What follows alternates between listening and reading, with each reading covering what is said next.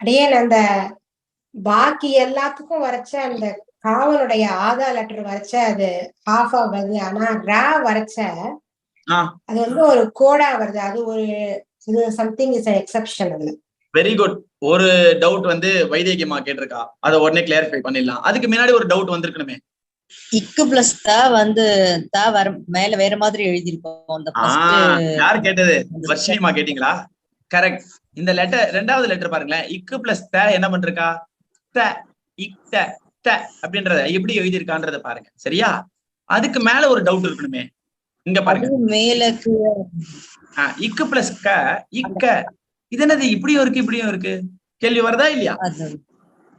Very good. இது எல்லாமே வந்து ரெண்டு ரெண்டு மெத்தட். சரியா? சில புஸ்தகங்கள்ல இக்கு பிளஸ் த இக் த இதை இப்படியும் போட்டிருப்பா, இது மாதிரியும் போட்டிருப்பா. நான் அந்த கை சிம்பிள் காமிக்கிறேன் பாருங்க, கர்சர் காமிக்கிறேன் பாருங்க. இக்கு பிளஸ் த இக் த இது மாதிரியும் போட்டிருப்பா, இது மாதிரியும் போட்டிருப்பா. நம்மள கன்ஃபியூஸ் பண்ணிக்க கூடாது. இது மாதிரி நீங்க எங்கெல்லாம் பாக்குறீங்களோ உங்களுக்கு உடனே என்ன லெட்டர் ஞாபகம் வரணும்னா ஓகேவா? ஒரு எக்ஸாம்பிள் உங்களுக்கு காமிக்கிறேன். சரியா? இப்ப முதல்ல பாருங்க, இந்த பிக்சர் உங்களுக்கு இந்த போர்ட் கிளியரா தெரியறதுன்னு நினைக்கிறேன். கரெக்டா? தெரியுதா?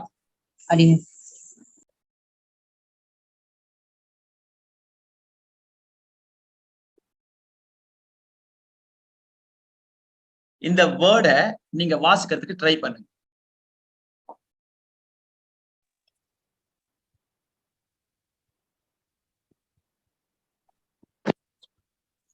இது என்ன வேர்டு நான் எழுதி? யார் வேணா ட்ரை பண்ணி சொல்லலாம். டக்கா. டக்கா சொல்லுங்க. டக்கா. இந்த டக்கா அப்படின்ற வேர்டு ரெண்டு விதமா எழுதலாம். எப்படி? இது மாதிரியே எழுதலாம். சரியா? ஓகேவா?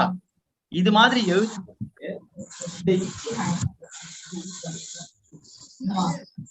ஓகேவா? ஃபுல்லாவே இருக்கும். அப்படின்னா என்ன தெரியுமா அர்த்தம்? ஒரு லெட்டர், அடுத்த லெட்டர், நெக்ஸ்ட் லெட்டர் இந்த லெட்டருக்கு கீழே வந்து இருக்கும் போது இது தன்னுடைய உருவத்தை மாத்திக்காமையே ஹாஃபா மாறிடும். புரியுறதா? ஓகேவா? கன்ஃபியூஸ் பண்றேனா உங்களை? இத பாருங்க, நல்லா புரிஞ்சுக்கோங்க. இங்க இருக்கிற லெட்டர் என்னென்ன லெட்டர்? இது இக்கு கா. ஆமாவா இல்லையா? ஆமாவா இல்லையா? இது இது இக்கு, இது கா. சேஞ்சஸ் எல்லாம் அப்படியே இருக்கு. அப்படியே இருக்கு இல்லைங்களா? அப்படியே இருக்கு. ஆனா ஃபர்ஸ்ட் லெட்டர் நீங்க இக்குன்னு சொல்றீங்களே, எப்படி இக்குன்னு சொல்றீங்க?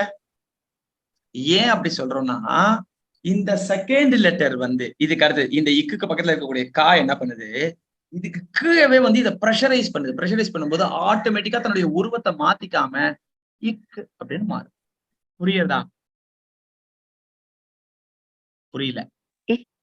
கன்ஃபியூஸ் பண்ணிட்டேன். கா அப்படிங்கும் போது அது கொஞ்சம் அழுத்தம் வருதுனோ? அந்த இக்கு. இத பாருங்க, திருப்பி நான் உங்களுக்கு அந்த பிடிஎஃப் உங்களுக்கு ஷேர் பண்றேன் பாருங்க, நல்லா கவனிங்க. இத பாருங்க, இந்த லெட்டரை தான் இந்த இடத்துல எழுதினேன். இத பாருங்க. ஓகேவா?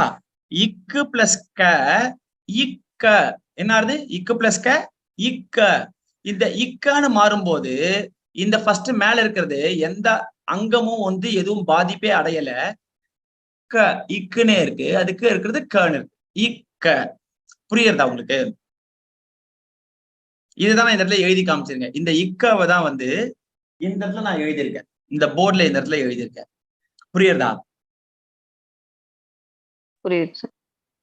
இல்ல, நான் உங்களை நல்லா கன்ஃபியூஸ் பண்ணிட்டேன். திருப்பி சொல்றேன், கவலையப்படாதீங்க. இப்ப பாருங்க,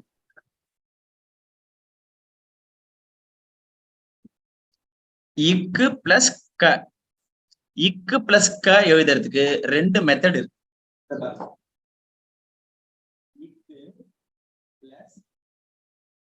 இக்கு பிளஸ் க. இந்த இக்கு பிளஸ் கவை எழுதணும்னா இக்கான்னு இதனுடைய ஆன்சர் வருமா வராதா? 1 + 2 = 3 அப்படின்னு நீங்க எழுதுவீங்க இல்லையா? அது மாதிரி இக்கு பிளஸ் க இக்க அப்படின்னு எழுதுவீங்களா இல்லையா? அந்த இக்கான்னு எப்படி எழுத போறீங்க? அதுக்கு என்ன உருவம், அதுக்கு என்ன ரூபம் இருக்கு? ரெண்டு விதமா எழுதலாம். ஒண்ணு இக்க. புரிஞ்சுதா? ஓகேவா? இது ஒரு மெத்தட், இக்க அப்படின்னு எழுதலாம். ரெண்டாவது மெத்தட் என்ன அப்படின்னா, ஓகேவா, இக்க. சரியா?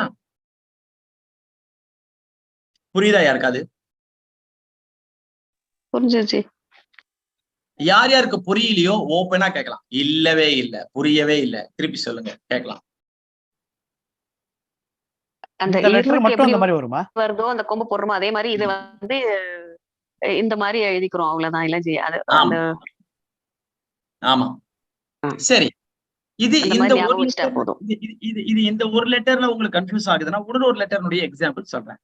அந்த எக்ஸாம்பிள் பாருங்க. அடுத்தது இச்சு பிளஸ் ச.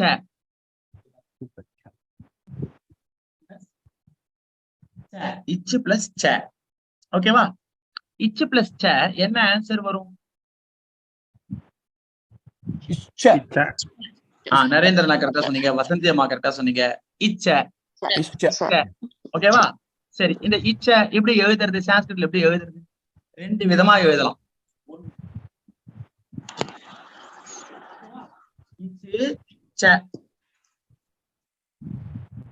புரிஞ்சுதா? இச்ச இது மாதிரி எழுதலாம். ஓகேவா? ரெண்டாவது விதமா எப்படி எழுதலாம்? ஓகேவா? புரியுதா? அதாவது ரெண்டாவது எழுதுறது வந்து நீங்க ஃபர்ஸ்ட் லெட்டருக்கு நடுவுல அந்த கேப் இருக்குமா? அது இட் வில் நாட் டச். ஆமா, கேப் இருக்கும். கண்டிப்பா கேப் இருக்கும். டச் பண்ணாது, கேப் இருக்கும். ஃபர்ஸ்ட் லெட்டர்ல அந்த லெட்டருக்கு கீழவே வந்துரும். ஓகே, புரியுதா? யார் யாருக்கு புரியலையோ சொல்லலாம். ஜி, நான் எப்படி இதை அண்டர்ஸ்டாண்ட் பண்ணேன்னா, நம்ம எழுதும் போது படிக்கும் போது ஃபர்ஸ்ட் படிச்சுட்டு கீழே இருக்க லெட்டர் படிக்கிறோம் இல்லையா, அதே மாதிரிதான் புரிஞ்சுக்கணும்ன்ற மாதிரி இருக்கு. இக்கு அப்புறம் கா, இக்கா. ஆமா, ரொம்ப சிம்பிள். சிம்பிள். எந்த லெட்டர் முதல்ல இக்குன்னு நீங்க படிக்கிறீங்களோ அதுதான் அந்த இடத்துலயும். இப்போ நல்லா புரிஞ்சுக்கோங்க. இச்சு பிளஸ் ச, இச்ச. சரி, இந்த இச்சால ரெண்டுமே சா மாதிரி தான் தெரியுது. இது ச, இது இச்சான்னு பார்த்தா கிடையாது. மேல இருக்கிறது தான் இச்சு, ஃபர்ஸ்ட் லெட்டர் தான் மெய் எழுத்து. அதுக்கு அடுத்தது வந்து உயிர்மெய் எழுத்து, ரெண்டு சேர்ந்து. புரியுறதா? இச்சு ச, இச்ச. ஓகேவா?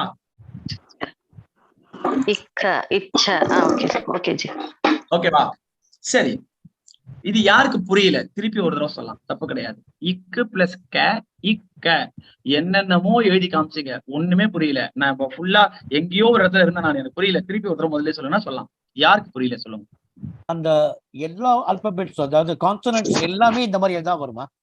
ஆமா, இது மாதிரி நிறைய காம்பினேஷன்ஸ் இருக்கு. அந்த காம்பினேஷன்ஸே வந்து ஆயிரக்கணக்குல இருக்கு. நம்ம வந்து முக்கியமான காம்பினேஷன்ஸ் தான் பார்க்க போறோம். Okay okay okay. ஜி, அது ஒரு வேர்டா எழுதுங்க ஜி, அந்த மாதிரி இந்த லெட்டர்ஸ் வர்ற மாதிரி. இப்ப எழுதுறேன். சரியா? ஓகே.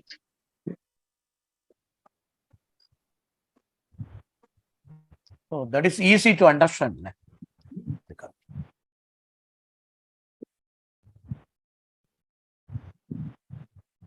இப்ப வந்து நீங்க எல்லாரும் கேள்விப்பட்ட வார்த்தையை சொல்றேன். நீங்களா கச்சா மேங்கோ சாக்லேட் சாப்பிட்டிருக்கீங்களா? கச்சா மேங்கோ. சரியா? ஏன்னா நான் ஒரு 10 வருஷத்துக்கு முன்னாடி ஸ்கூல்ல இருக்கும், 10 பர்த்டேக்கு பசங்களை எடுத்து கொடுக்கும், ஒண்ணு எடுத்து வாயில போட்டு நல்லா இருக்கும். கச்சா மேங்கோ. சரியா? அந்த கச்சா மேங்கோல கச்சா அப்படின்னு நீங்க எழுதணும். எப்படி எழுத போறீங்க? கச்சா. ஃபர்ஸ்ட் கா. சரியா? ஓகேவா? அடுத்தது என்ன இருக்கு? இச்சு. சரியா? இச்சு. இச்சு இருக்கு. முதல்ல இச்சு, அதுக்கப்புறமா இருக்கிறது இச்சு. அந்த இச்ச முதல்ல எழுது. இச்சு, இச்சு.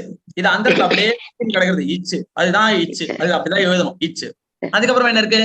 சா. போட்டுட்டு ஒரு கொம்பை போட போறீங்க. சாரி, பக்கத்துல ஒரு கோடு துணைக்கால் போட போறீங்க. கச்சா. ஆயிடுதா இல்லையா? ஓகேவா? சரி, இது ஒரு மெத்தட். ஒரு மெத்தட்ல நான் கச்சா அப்படின்னு எழுதணும். அப்ப நான் என்ன பண்ணுவேன்? அதே மாதிரி அடுத்தது சாவை போட்டு மேலையும் கீழியுமா எழுதுறது. ஆமா, ஓகேவா? சரி, இதுல வந்து 2 சா இருக்க மாதிரி இது கச்சா அப்படின்னு இருக்கு. ஆனா படிக்கும்போது எப்படி படிக்கணும்? இச்சுன்னு படிக்கணும், கீழே இருக்கிறத சான்னு படிக்கணும். ஃபர்ஸ்ட் இந்த இடத்துல இருக்கிறது இச்சு, இங்க இருக்கிறது சா. சரி, நீங்க கேட்கலாம், அது எப்படி அங்க இருக்கிறது இச்சுன்னு நான் எப்படி ஏத்துக்கிறது அப்படின்னு ஒரு கேள்வி கேட்கலாம். அது அப்படிதான் ரூல் எழுதியிருக்கா. சரியா? சரி, அடுத்தது எங்க வாத்தியார் என்ன சொல்லுவார்? எங்க வாத்தியார் இதெல்லாம் வந்து நாங்க சின்ன வயசுல வாசிக்கும் போது என்ன சொல்லுவார்? அப்பா, நீ இருக்க, நீ பாட்டு நீ உக்காந்துட்டு இருக்க, உனக்கு கீழே ஒருத்தன் உக்காந்துட்டு குத்தினான்னா ஆடியோ வரலையா?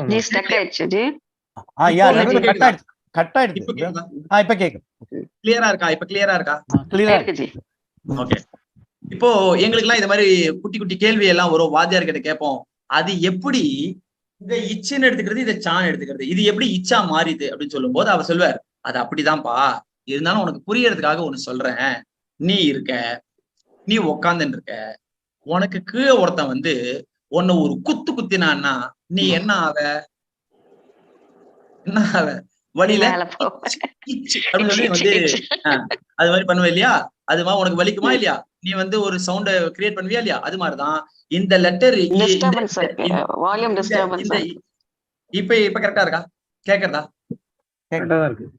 இப்போ இது வந்து இது சாவாதான் இருந்தது.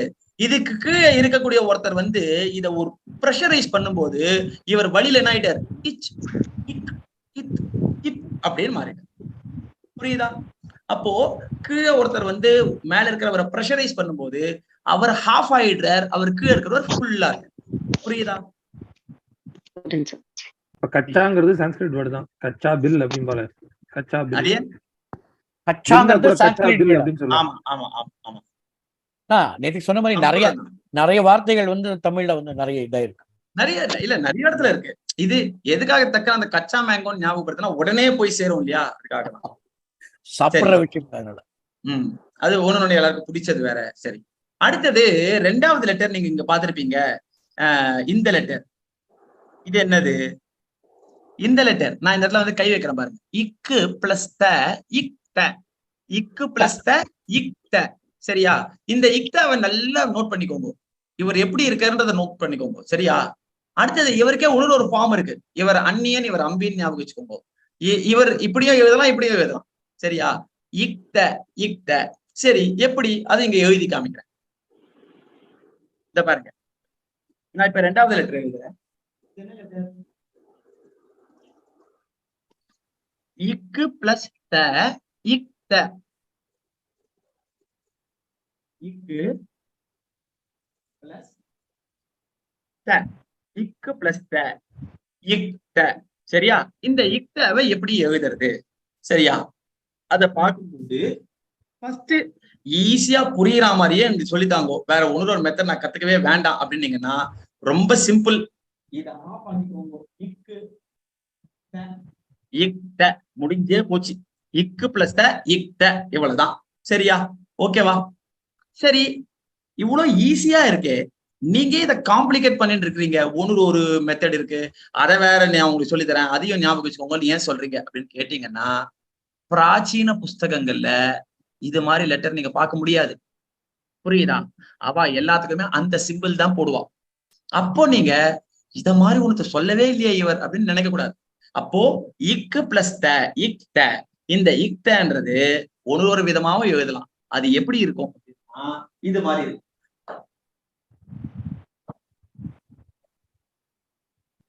புரியுதா?